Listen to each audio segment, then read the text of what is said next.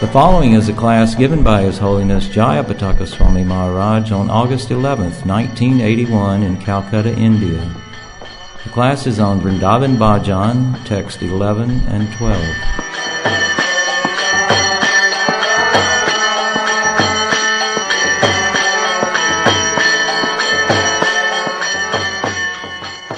After this, then we're going to read Vrindavane-Bhajana, which is written by Srila Prabhupada, which is following in the line of these verses of instruction. This is basically an instruction for people who have already entered in the path of devotion on the different types of mayas that can attack the mind. Once one has given up the gross attachment for sense gratification, for fruitive activity, the battle is not over. Then the next stage is that Maya attacks the mind in different ways. And these Mayas are more dangerous than the gross Mayas. If someone falls down into sex life or into some kind of intoxication or something, with some good preaching he can be easily, and good association he can be saved. But when one falls into these subtle mental desires and starts to, Bhaktisiddhanta Saraswati Thakur explained there was a certain syndrome where one, first of all, desires for some position, which he compared as equal to the stool of a pig. Then the next thing is not getting satisfied. Then one starts to envy other devotees. And then being absorbed is a certain flavor. Envying other people gives a certain kind of satisfaction. That I'm good, I'm well situated because all these people are off. Then from there, one gives up the association of the devotees. Then one falls into complete illusions. But all along he's doing, not that he gives up the association of devotees and stops chanting. No, he continues chanting, continues practicing. But now he's separate. Now he's in his own small group or his own absolutely separate situation. And he says, I'm chanting, I'm still following. But actually, Bhaktisiddhanta Saraswati Thakur describes that this is a very dangerous maya, illusion. So he's praying to his mind, he's telling his mind, you materialistic mind, what type of Vaishnava are you? Why are you taking all these bad paths? So, in continuation of that, now we're reading verse 10. Sei duti kothao bhul na sarvotha uchoishore koro hari naam rabho atar jukta baddha ara mukto khabuna bhaviho ekakara sabo. Sei duti kotha. Those few words spoken by Chaitanya Mahaprabhu, that one should water the creeper of devotional service with Savana Kirtana, and one should pull the weeds, avoid the offenses to the holy name, and pull out the unwanted weeds that grow in the heart along with the devotional creeper. These two actions, cultivating and weeding, should go on. Was discussed in the previous verse. The Seiduti Kotha, don't forget those two instructions. Bhulna Sarvata, never make a mistake. Never forget these instructions at any time. Uchchushare Koro Harinam Ravo, loudly chant the holy name of Krishna. And this way remain constantly in that Harinam Sankirtana. Atta jukta baddha mukta khabuna bhavyo ekakar sab. You don't think never think that everything is all one. That the spirit soul is one with God in all respects, that a living entity in the material world is the same as a liberated soul. Never think that. So, here again Bhaktisiddhanta Saraswati Thakur, he is advising that we should constantly be engaged in loudly chanting the Harinam Sankirtan. Now, he has described that there are two types of Sankirtan, which is considered to be Uchu Sore, or very loud. That Sankirtan which has many devotees, Kol, Kartal, when they chant it can be heard for maybe 1 kilometer or more. It can be heard for quite some distance in the neighborhood. This is one form of loud chanting of the Harinam with many devotees. The other type of loud chanting is known as the Brihat Midranga, or the Greater Midranga. That is the book distribution. By distributing the books authorized in the line of Sri Chaitanya Mahaprabhu, that transcendental literature delivers the glorification or the kirtana of the holy name to an unlimited distance. Devotees have been met who are in far secluded places, military camps, prisons, frontier outposts, where a book written by His Divine Grace Srila A.C. Bhaktivedanta Swami Prabhupada, the translation of the original Vedic scriptures with commentary, has fallen into their hands and has changed their lives. Simply by reading that literature, they have begun to chant Hare Krishna, and they have taken a change of heart just by that association. So this is a greater kirtana, because it is going very far. Loud, what is the meaning of loud? Loud means many people can hear. That is the definition that we are taking loud as. If nobody can hear, then that means it's quiet. So loud kirtan means performing the kirtan, the glorification of the Lord, in such a way that it reaches the ears, the minds of many fallen souls. So, in both of these kirtans, the group congregational chanting with so many members, as well as the book distribution of transcendental literature, it requires a teamwork. To distribute books, one has to print the books, write the books, edit them, print them, then have to be shipped out, distributed. It requires a teamwork of many persons.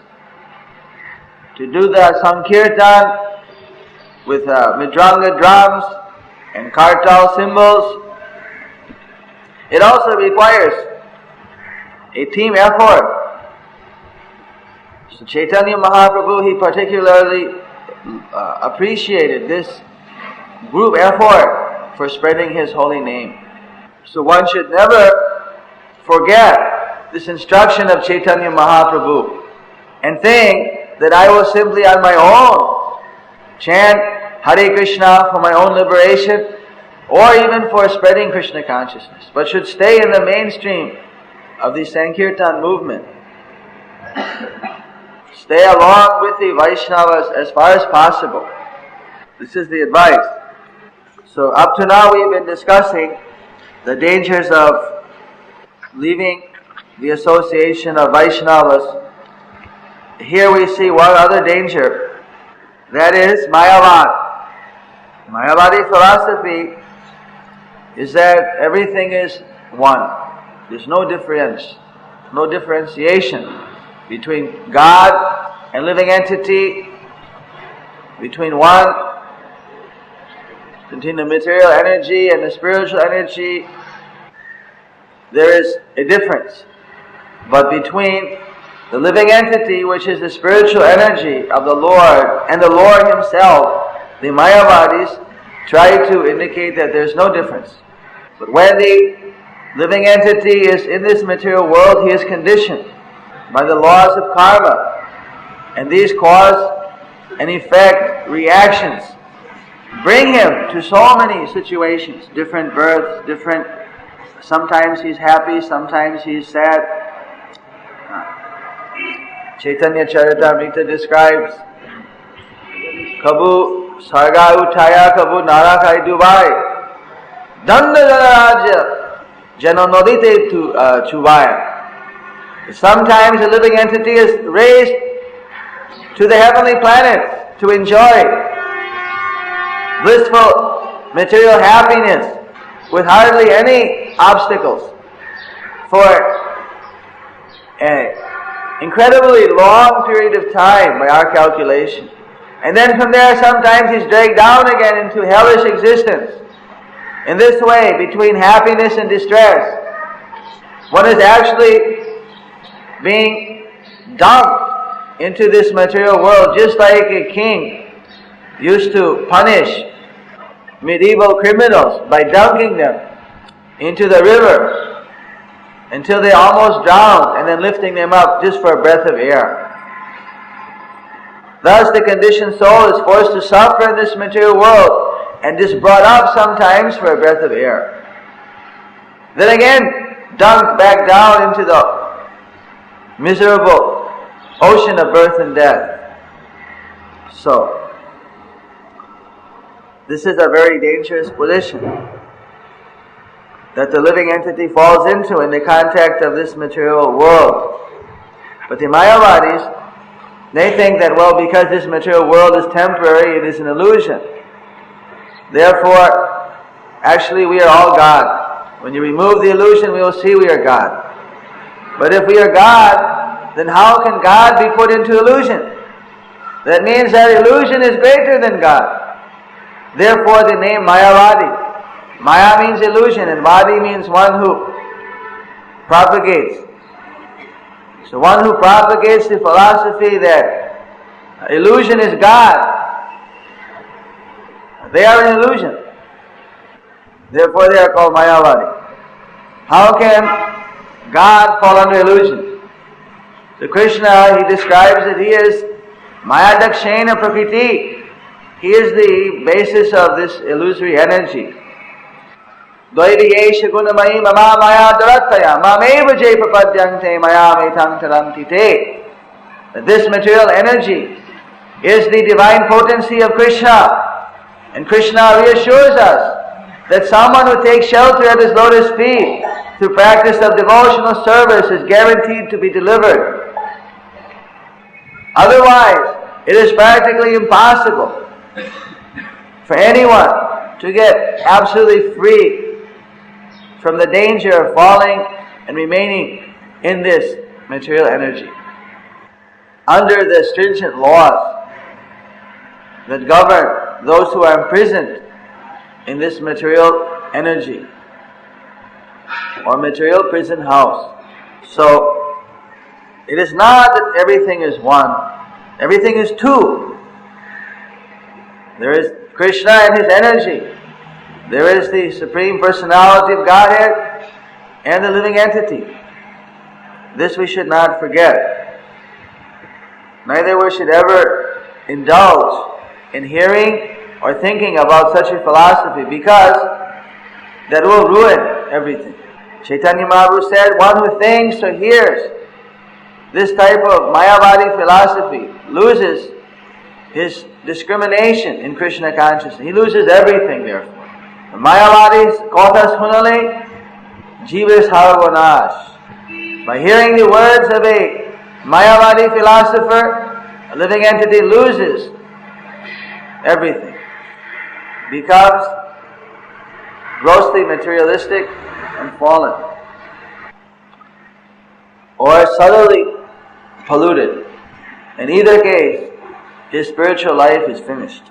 So, in verse 11, it is said, Kanakha Kamini Pratishta Bhagini Chariyache Jare Se To Vaishnava Se Anashakto Se Suddha Bhakto Sansar Thatha Paya Parabhav.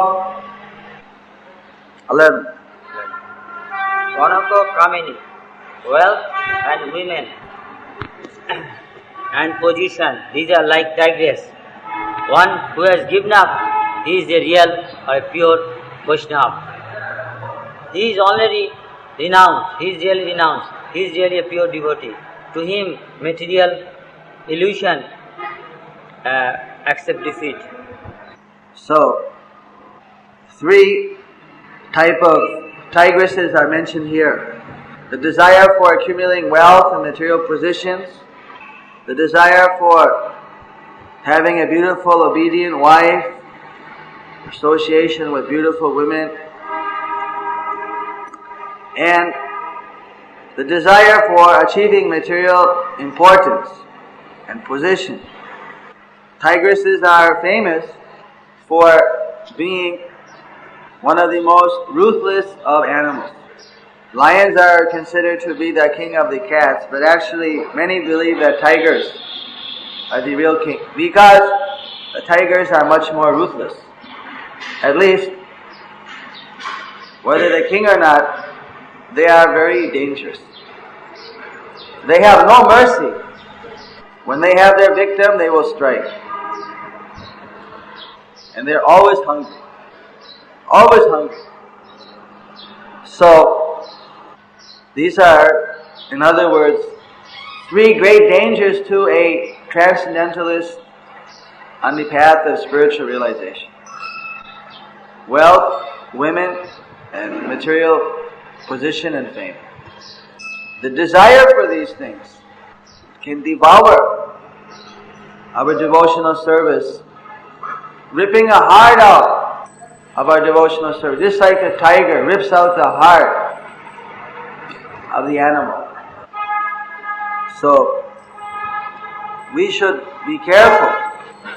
Anyone who wants to make advancement in Krishna consciousness, in spiritual life, first thing he has to do is give up the desire for these materialistic things. Someone who gives up the desire for these materialistic activities is actually a Vaishnava. Vaishnava is a great exalted position. It means one who is already connected with the Supreme Personality of Godhead, Vishnu, Krishna. A Vaishnava is someone who is on the transcendental platform. To perform devotional service, we have to be a Vaishnava. The qualification of being a Vaishnava means to give up desire for wealth, for sex enjoyment, and for material position, one's own importance. The qualification to serve Krishna is to be a Vaishnava, and these are the qualifications to be a Vaishnava. In other words, these are the qualifications to serve Krishna. Sometimes people come to our movement, to the Krishna consciousness movement, and they show tremendous enthusiasm for performing service. They seem to be very eager to do anything that they're asked. And they're seen touching the feet of Vaishnavas. But then after a short time, they steal something and run away. So Srila Prabhupada has described that there's a Bengali proverb, Ati Bhakti Chure Lakhan. Too much devotion is symptom of a thief. That normally people have Maya. They have attachment for wealth, they have attachment for sex life, they have attachment for material position. This is natural. So when someone joins, it's expected that there's going to be some subtle and gross attachment for these things. But a sincere devotee gives up the desire for these things as illusion. And he fights with this illusion, with this tendency, with these urges, by engaging himself in devotional service. And when his mind comes up with these ideas, he rejects them. And again engages his mind in devotional service. But one can see that it's a struggle, in the beginning at least. But he's somehow or another pushing on, and because of that he's getting the mercy of the spiritual master Krishna. So someone comes in and seems to be already a spontaneous devotee. No desire for anything. Not even the subtle traces of that. Already achieved the goal. No, I have no desire for these things. Very active. He probably is bluffing for some ulterior motive. So when we hear this instruction that that someone who has given up these three illusory desires for wealth,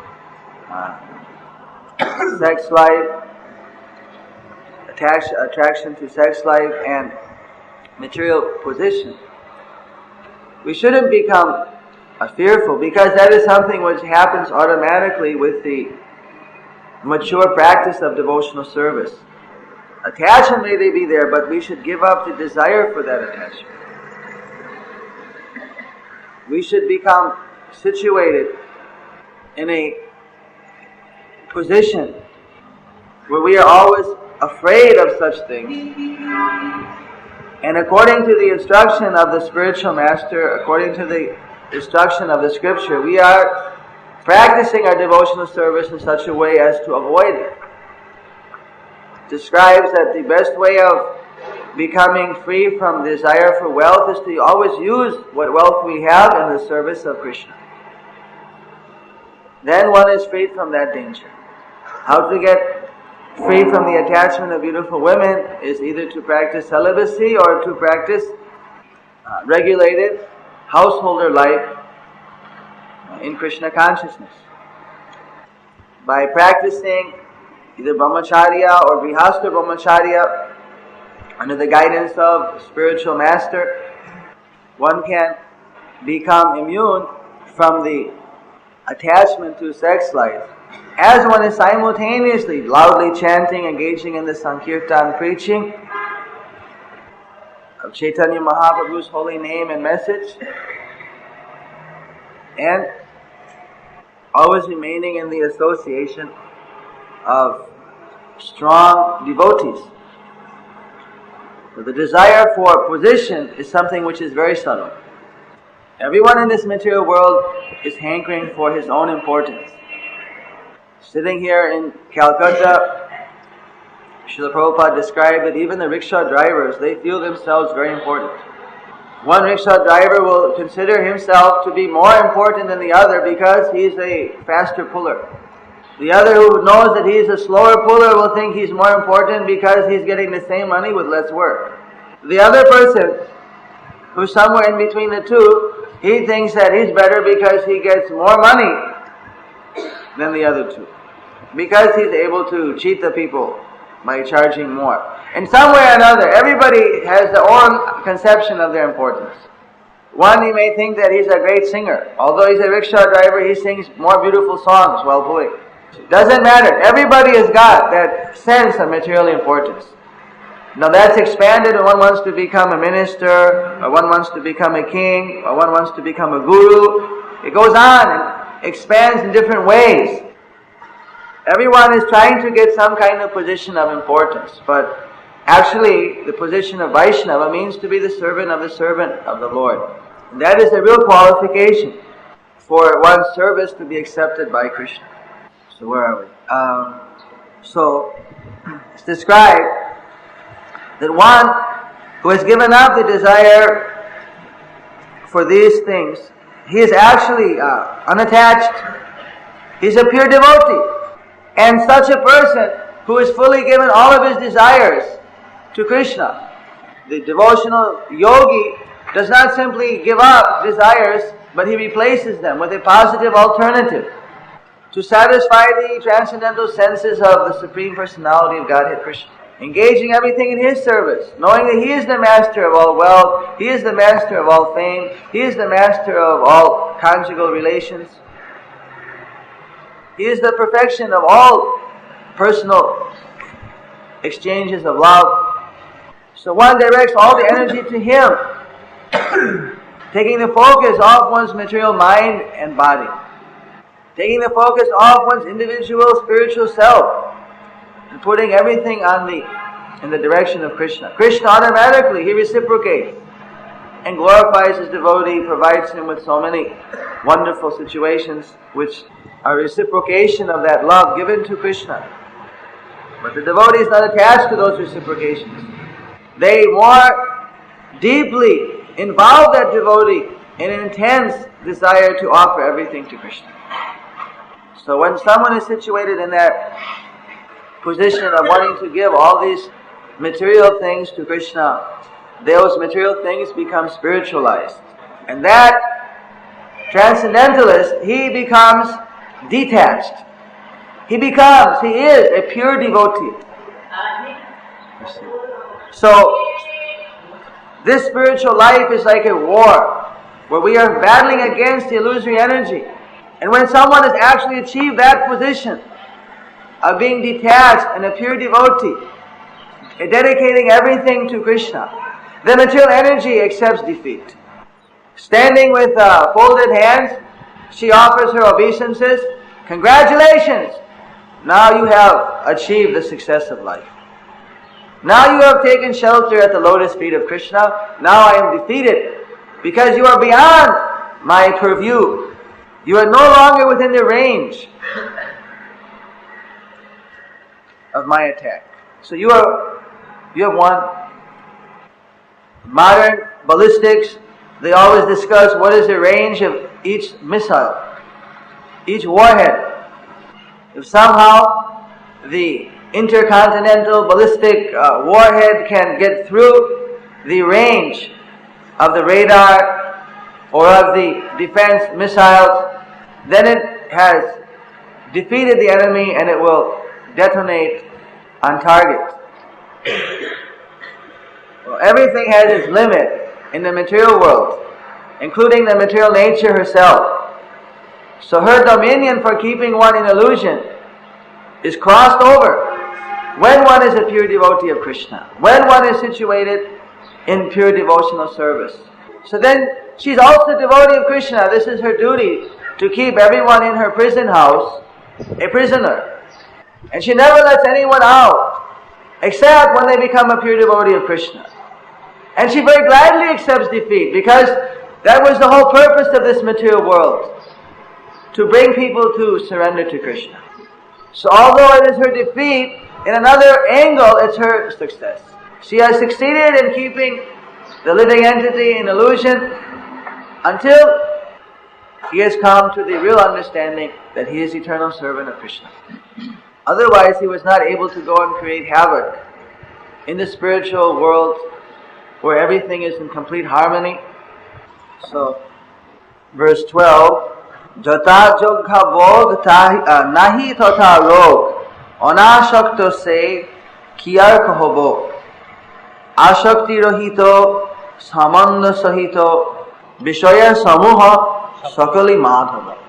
Just one should accept what is necessary for his body and mind, and this way one won't be affected by the material disease and remain unattached to the material things.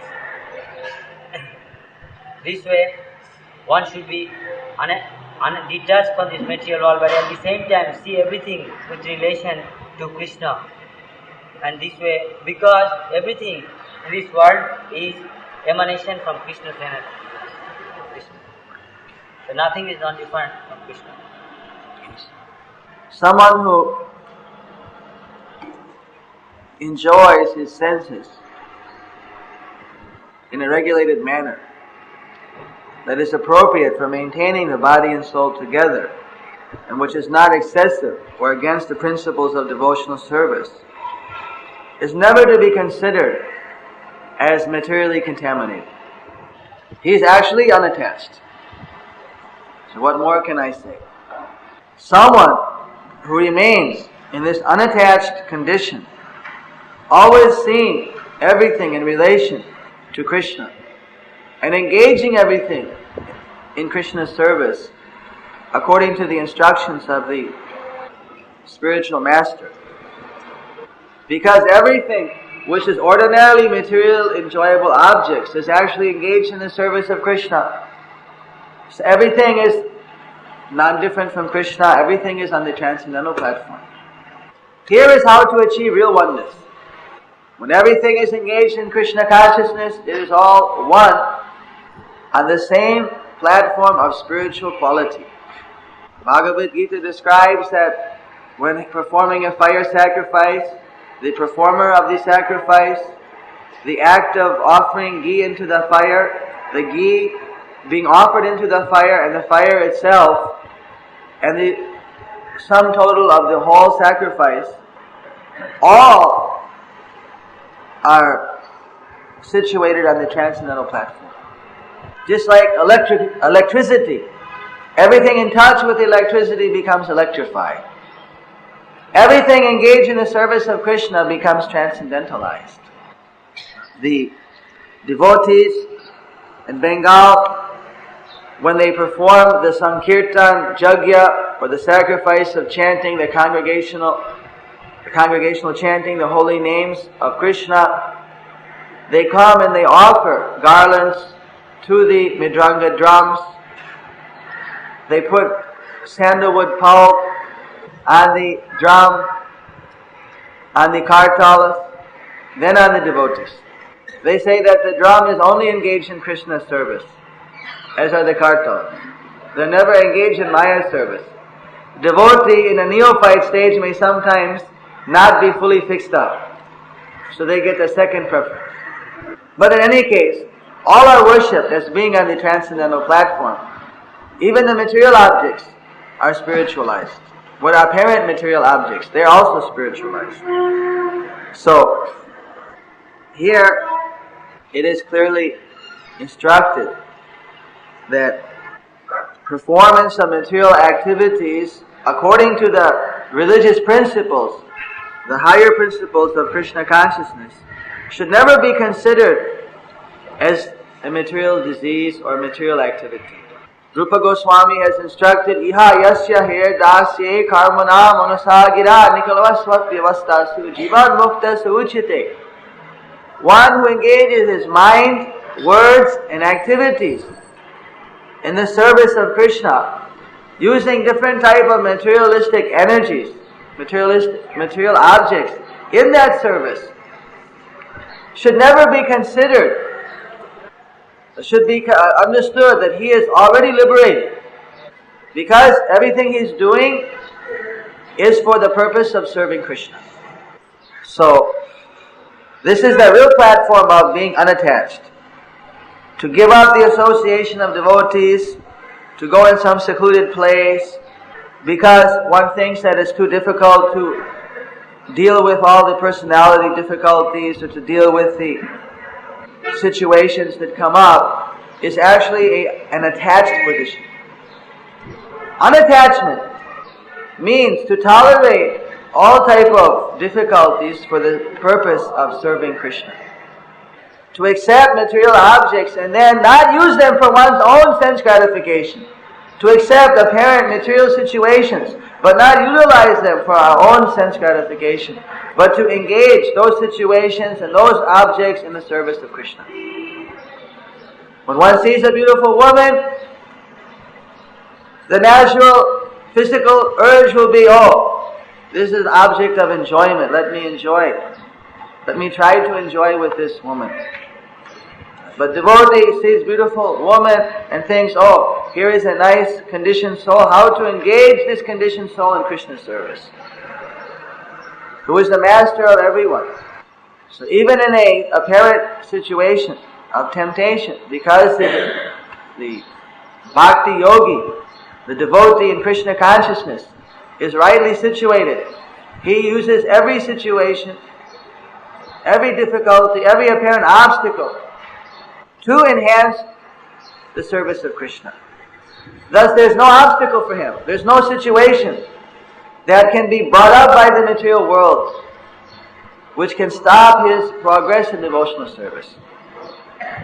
But here the mind is being addressed because the mind itself can create dangerous positions for us. When the mind sees these situations, sees the material objects in an enjoying mood, and thinks that I should enjoy this, I should have this, I should be in this position, the mind becomes our enemy. We have to therefore control the mind, keep it always in the proper consciousness, and then there's nothing that can stop the flow of devotional service. Then everything is Madhava, everything is non-different from Krishna. It is under his transcendent, the shelter of his lotus feet.